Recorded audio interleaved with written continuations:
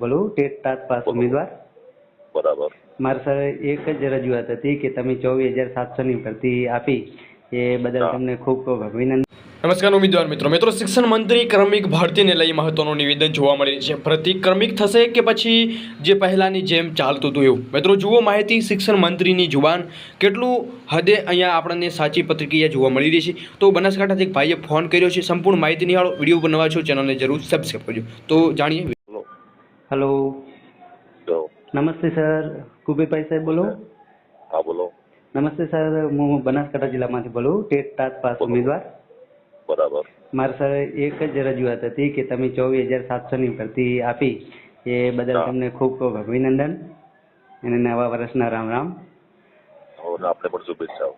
અને સાહેબ એટલું કહેવા માંગીશ કે આમાં 9 થી 12 એટલે કે 11-12 ની પહેલી ક્રમિક ભરતી કરો એવું અમારા ઉમેદવારોને તમારા એ રીતે ક્રમિક જ છે 11, 12, 9, 10, 7 થી 8 અને 1 થી 5 એ રીતે ક્રમિક છે. એવી રીતે જ ભરતી કરજો તો શું બધા ઉમેદવારોને એ રીતે જાહેરાત આપી છે.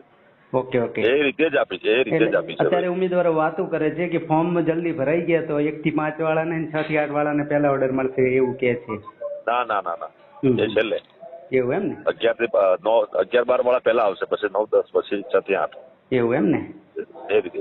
હા સાહેબ એવું જ કરજો. એ રીતે જ છે. ફોર્મ તો ભરી લેવા પડે, તમારે ફોર્મ ભરીને ડેટા તો લઈ લેવું પડે ને ભાઈ, પછી તબક્કાવાર ખુલી છે. ના સાચી વાત.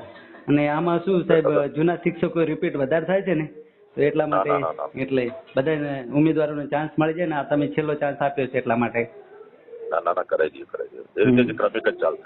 તો મિત્રો આઈ હોપ કે તમને માહિતી સારી લાગી હશે. માહિતી સારી લાગી તો તમારા મિત્ર સર્કલમાં જરૂર શેર કરજો. વિડીયો બનાવવા છો મિત્રો ચેનલને ખાસ સબસ્ક્રાઈબ કરવાનું ભૂલતા નહીં, કેમ કે શિક્ષણને લગતી અપડેટ તમને રોજ બરોજની જોવા મળી જશે. મળી નેક્સ્ટ વિડીયોમાં નવી અપડેટ સાથે. જય હિન્દ.